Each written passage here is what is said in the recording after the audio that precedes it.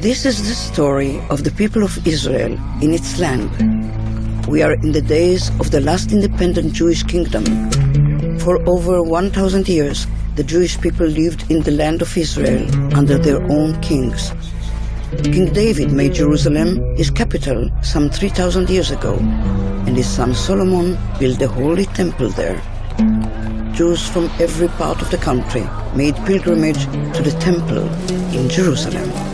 With the rise of the Roman Empire, the Jews came under the oppressive rule of the Romans. Some of them were determined to win back their independence and rebelled against the Roman rule. After besieging Jerusalem for 6 long months, the Roman general Titus destroyed the Holy Temple, massacred the citizens, and burned the city to the ground. Only an empty shell of outer walls was left standing, a sad reminder of the glorious temple that was.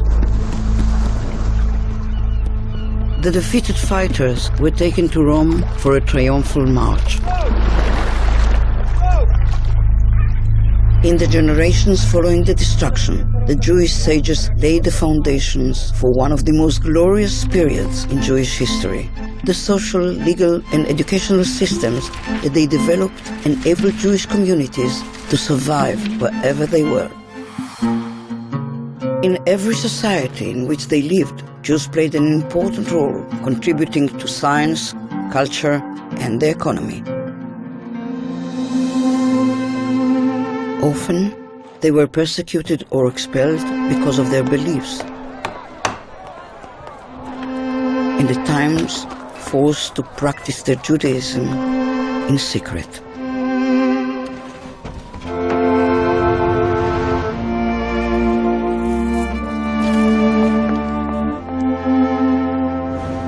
But even in difficult times, they clung to their culture and traditions.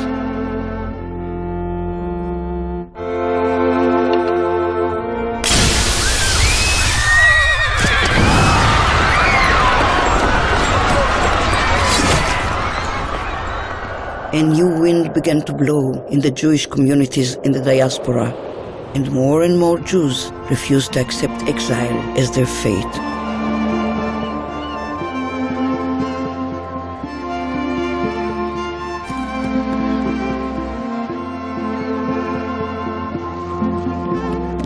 Little by little, Jews from all over the world began to make their way to the land of Israel.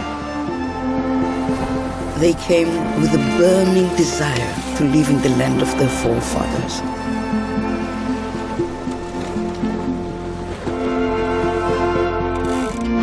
Changes taking place in the international arena in the wake of the Industrial Revolution boosted the stream of Jews returning to their homeland. They joined their brethren who had never left, working together to rebuild the land. It was a young Jewish journalist who turned the new wind into a movement and gave it a name, Zionism.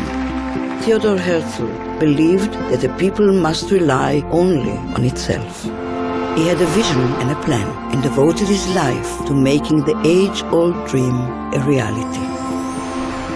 In the land of Israel, the ancient Hebrew language was reborn, with new words to express the needs of the modern multicultural society taking shape in the Jewish homeland.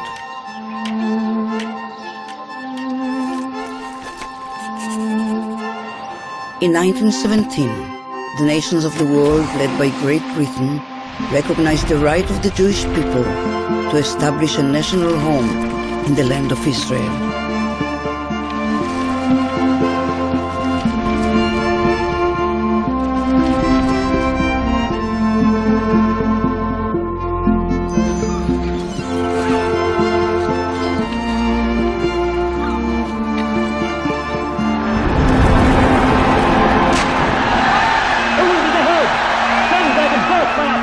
While the Jews were engaged in building the foundations of a new country, another people in another part of the world united around an entirely different idea, one that led its followers to commit the most horrendous crime against humanity. The Nazis began with the cancellation of civil rights, progressed to persecution and riots, and eventually carried out a systematic annihilation of 6 million Jews with a brutality that the modern world had never seen or even imagined.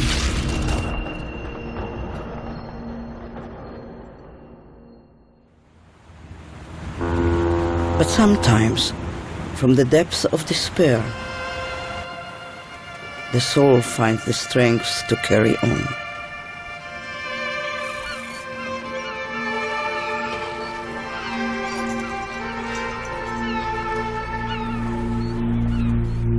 The Nazis murdered 1/3 of the Jewish people, but they couldn't kill their spirit.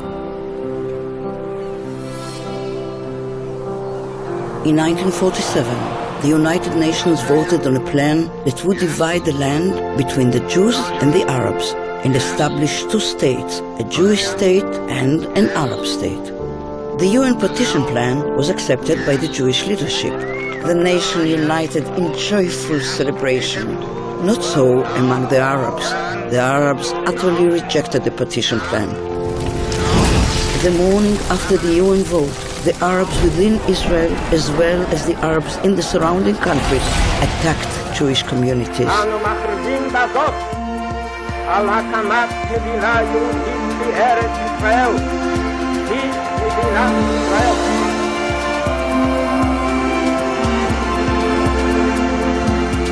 The Israeli celebrations were cut short as they prepared for the newly born state's first war of survival against the combined attacks of 6 Arab armies. Synagogues were destroyed, many of the Jewish residents were killed, wounded, or taken captive. The Jews in the rest of Jerusalem were under siege. Convoys with makeshift armor that tried to break through the siege were ambushed. The war ended in victory for the State of Israel, but Judea, Samaria, and the old city of Jerusalem came under Jordanian occupation.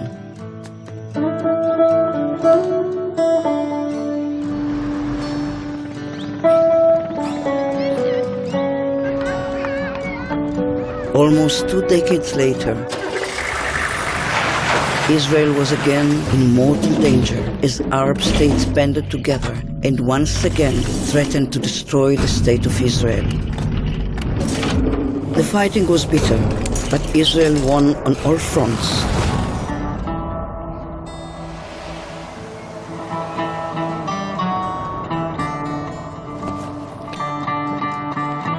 The sweetest victory of all was the liberation of the Holy Temple Mount and the Western Wall. Jerusalem was reunited. For the first time in the city's history, freedom of religion and worship was guaranteed in all the holy sites of Judaism, Christianity, and Islam.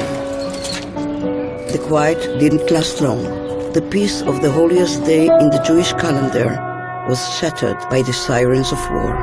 While prayers for divine mercy pounded at the gates of heaven, the Arab armies pounded at the gates of little Israel. Israel's reserve soldiers rallied to fight the enemy. They didn't lay down their arms until the country was safe once more. War requires courage, but even greater courage is required to make peace. The historic peace treaty between Israel and Egypt laid a cornerstone for the desired peace with all of Israel's neighbors. It came closer with the signing of a peace treaty between Israel and Jordan. That same hope inspires Israel's efforts to achieve peace with the Palestinians and to realize the dream of living in peace, shalom, with all its neighbors. The Jews have returned to their homeland. Fulfilling the hopes of 100 generations, the Israelis have overcome daunting obstacles to fashion an open, joyful, and pluralistic society, a vibrant culture, and an innovative economy. The story that began in the land of Israel, then spread out to the farthest reaches of the world, has come full circle. The next chapter is already being written.